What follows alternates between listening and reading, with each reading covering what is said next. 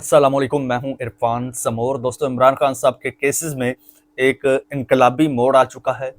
Barrister Aitzaz Ehsan खुद अब मैदान में आ गए हैं और उन्होंने टेकअप कर लिया है इमरान खान साहब के तमाम केसेस को, जिसके बाद अब अब ये 100% यकीनी हो गया है कि अब इमरान खान साहब वाकई ही रिहा होने जा रहे हैं। किस तरह से, रुकावट कहाँ पर और कौन सी है? मुमकिन था कि कल ही इमरान खान साहब रिहा हो जाते, कल नहीं हो पाए। एक ख़ास डेट का मैं इंतज़ार करता रहा, उसके लिए मैंने वीलॉग भी नहीं बनाया। डेट तो नहीं आई, लेकिन अपडेट है मेरे पास जो आज आपके साथ शेयर करने जा रहा हूँ। एग्जैक्ट हर्डल क्या है वो भी बताऊंगा और किस तरह से इमरान खान साहब अब रिहा वाकई हो जाएंगे, ये सारी सूरत हाल आपके साथ शेयर करूंगा। लेकिन उससे पहले नए आने वाले दोस्तों से गुजारिश है कि ये चैनल आपका अपना है। अगर अभी तक इसको सब्सक्राइब नहीं किया तो सब्सक्राइब ज़रूर कर लीजिए और बेल आइकन पर क्लिक कर दीजिए ताकि हर नई आने वाली वीडियो टाइमली आपको मौसूल हो जाए। दोस्तों, 950 से ज़ायद दिन हो चुके हैं इमरान खान साहब को जेल में, और इमरान खान साहब पर यके बाद दीगरे मुकदमात बनाए जाते रहे, उनको सज़ाएं सुनाई जाती रहीं।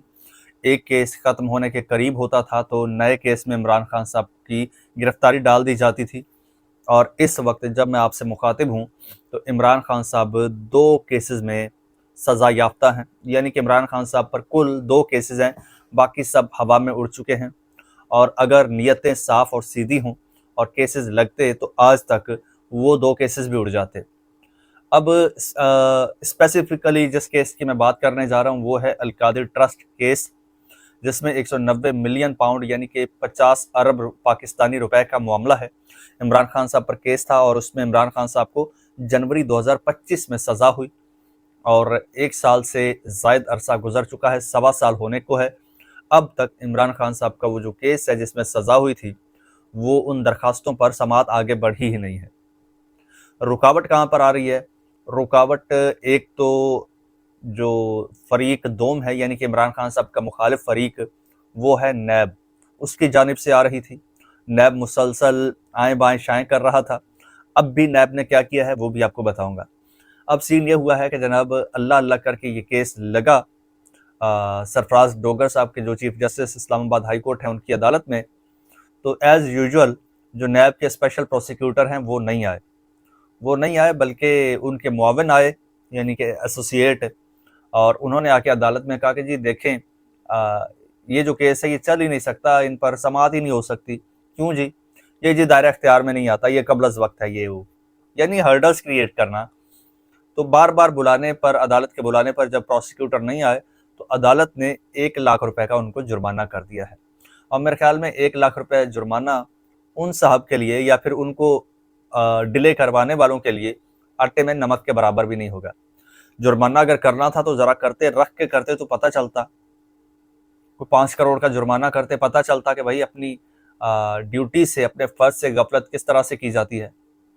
यानी एक शख्स जेल में है और काल कोठरी में है, उसका केस चलना है, और एक साहब जो बाहर बैठे हैं वो अयशियाँ कर रहे हैं। कभी उनके पेट में दर्द है, कभी उनका हाजमा खराब है, कभी उनके सर में दर्द है, वो जी पेश नहीं हो सकते।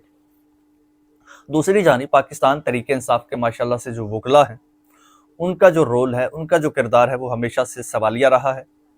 और इस बारे में मैं कई वीलॉग्स कर चुका हूँ कि भाई पीटीआई के इमरान खान साहब के जो वकला की प्रोग्रेस है वो कोई तसल्ली बख्श नहीं है। अभी कल परसों की बात है, कोई 2-4 बरस का किस्सा नहीं, कल परसों की बात है।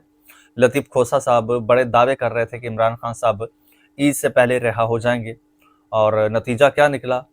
जब अदालत में गए हैं लतीफ़ खोसा साहब इमरान खान साहब की हस्पताल मुंतकिली के हवाले से केस की समाअत के लिए, तो जज साहब ने पूछा है उनसे कि भाई कौन से जेल रूल्स हैं जो अलाउ करते हैं, जो इजाज़त देते हैं कि कोई कैदी उसको हस्पताल शिफ्ट कर दिया जाए। तो आगे से लतीफ़ खोसा साहब ने पता है क्या कहा है? लतीफ़ खोसा साहब ने कहा है कि जज साहब, मेरी तैयारी नहीं है, मुझे उन रूल्स का नहीं पता, लिहाजा मुझे 1-2 दिन का टाइम दे दें, मैं तैयारी करके आ जाऊंगा। और सुनने में आ रहा है कि लतीफ़ खोसा साहब इमरान खान साहब के इन केसेस की करोड़ों में फीसेस ले रहे हैं, और रिजल्ट ये है। इसी तरह बाकी वकला का भी इसी तरह हाल है।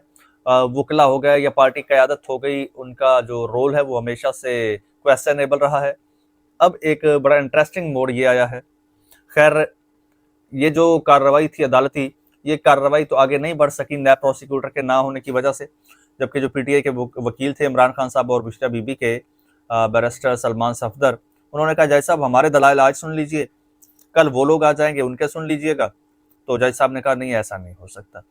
अच्छा, उसके बाद एतजाज एहसन साहब जनाब गए हैं, कल भी गए थे, परसों भी गए थे अदालत में, और उन्होंने जज साहब को बाकायदा कहा, उन्होंने कहा कि जी मैं इमरान खान साहब के केस को जो है वो टेकअप करना चाहता हूँ, आगे लेकर चलना चाहता हूँ, लेकिन मसाला ये है कि मेरे वकालतनामे पर इमरान खान साहब के दस्तखत नहीं करवाए जा रहे। मैंने वकील के हाथ वकालतनामा भेजा था अडयाला जेल, लेकिन दस्तखत नहीं करवाए गए। तो इस पे कुछ कीजिए, दस्तखत करवाइए। और लेकिन जज साहब आपको पता है, खैर दस्तखत वगैरह तो नहीं हुए। सीन ये हुआ कि जब बात करने लगे एतजाज एहसन साहब और सलमान अकरम राजा साहब चीफ जस्टिस साहब से, डोगर साहब इनकी बात सुने बगैर उठकर चैम्बर में चले गए। फिर ये लोग पीछे गए और खैर इनकी मुलाकात वगैरह हुई, इमरान खान साहब की बहनों की भी मुलाकात हुई, और इन्होंने कहा कि जी अगली डेट दीजिए, आप कल केस को लगा रहे हैं, परसों लगा रहे हैं, और उनको डेट नहीं दी गई। यहाँ पर देखिए इंसाफ का कत्ल होता है।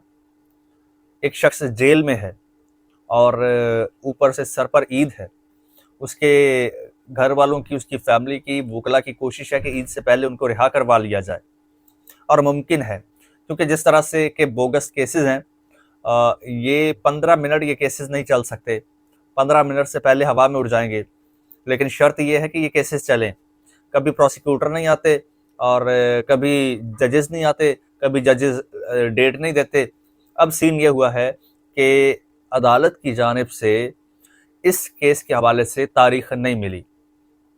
उन्होंने कहा ठीक है जी तारीख देते हैं, लेकिन तारीख नहीं मिली। एतजाज एहसन साहब को तारीख नहीं मिली, और इमरान खान साहब की बहनें भी गई हैं, उन्होंने भी डोगर साहब से बात की है, और उन्होंने कहा कि भाई हम फैमिली मेंबर्स हैं, हम उनकी बहनें हैं, हमारी मुलाकात तक नहीं हो पाती। तो डोगर साहब ने कहा ठीक है, इस हवाले से मैं इकदाम करता हूँ। ये लॉलीपॉप है, महज लॉलीपॉप। जब तक मुलाकात हो नहीं जाती या डोगर साहब कोई अमली इकदाम नहीं करते या उन पर अमल दरामद नहीं होता, तो तब तक तो इसको लॉलीपॉप से ज़्यादा कोई अहमियत नहीं है उनकी बात की, चाहे वो किसी भी कुर्सी पर बैठे हैं। और एक बात है, जो एतजाज एहसन साहब मैदान में आए हैं, तो उस हवाले से मैंने तो जो कहना था कह दिया है कि भाई वो आए हैं, तो अब मैंने स्टार्ट में कह दिया था कि अब भाई अब ना तो उनको कोई लालच है, ना कोई गर्ज है, और ना ही वो नाअहल हैं, और ना ही वो किसी के पेरोल पर हैं। एतजाज एहसन इमरान खान के देरीना और बचपन के दोस्त हैं और बिल्कुल हमसाए हैं। जमान पार्क में इमरान खान साहब का जो घर है, उसके बराबर में एतजाज एहसन साहब का घर है, दरमियान में सिर्फ एक दीवार है। और एतजाज एहसन साहब कहते हैं कि जी इमरान खान साहब मेरा पुराना दोस्त है, और पहले भी खान साहब मुझे इवन पार्टी में आने की भी दावत दे चुके हैं, लेकिन पार्टी में तो मैं नहीं आया। लेकिन जब मुझे पता चला है कि इमरान खान साहब की आंख का मसला है, सेहत का मसला है, तो मुझसे रहा नहीं गया। एतजाज एहसन साहब के बारे में बताया जा रहा है कि वो खुद अलील हैं, डॉक्टर ने उनको 6 दिन के लिए बेड रेस्ट का कहा है, लेकिन वो बेड रेस्ट करने के बजाय वो अदालत में पहुंचे हुए थे इमरान खान साहब के लिए। तो इस हवाले से फवाद चौधरी साहब ने एक ट्वीट किया है एतजाज एहसन साहब के हवाले से। वो कहते हैं कि एतजाज एहसन तहरीक इंसाफ के वकीलों की तरह नून लीग की पे लिस्ट पर नहीं है, उन पर मुकम्मल एतमाद किया जा सकता है, वरना तहरीक इंसाफ की लीगल कमेटी जिसका सरबराह सलमान अकरम राजा बना हुआ है, नून लीग के लिफाफे लेती है और मुकम्मल मिलकर गेम कर रही है। ये उन्होंने ट्विटर पर जो अपने एक्स पर जो है वो ये कहा है, और उन्होंने कहा कि शुक्र है कि इमरान खान की बहनों ने कोई अच्छा फैसला किया और एतजाज एहसन को अब मुकदमे दिए हैं। बस अल्लाह उनकी सेहत ठीक रखे, वो इमरान खान के लिए आसानियां करा लेंगे क्योंकि वो बदनीयत नहीं है। वो आसानियां तो बिल्कुल करा लेंगे और उम्मीद भी है और मुझे तो यकीन भी है, लेकिन शर्त ये है कि इन पर कोई आगे कार्रवाई हो, कोई बढ़े। वरना तो आपको पता है कि जनवरी 2025 में यह सज़ा हुई थी, और 2026 का जनवरी भी गुजर गया है, फरवरी भी गुजर गया है, अब मार्च भी आधा गुजर रहा है, तो अभी तक जो है वो केसेस चल ही नहीं रहे। अब चल नहीं रहे, इसमें रिस्पॉन्सिबल कौन है, कसूरवार कौन है, ये तो मेरा ख्याल में बताने की ज़रूरत नहीं है। डिले कौन कर रहा है, रोड़े कौन अटका रहा है, बदनीयती किसकी है, वो तो सारी दुनिया, पूरा पाकिस्तान जानता है, और पाकिस्तानियों को जानना भी चाहिए और इनको नज़र में भी रखना चाहिए। दोस्तों मुझे इजाज़त दीजिए, अल्लाह हाफिज़।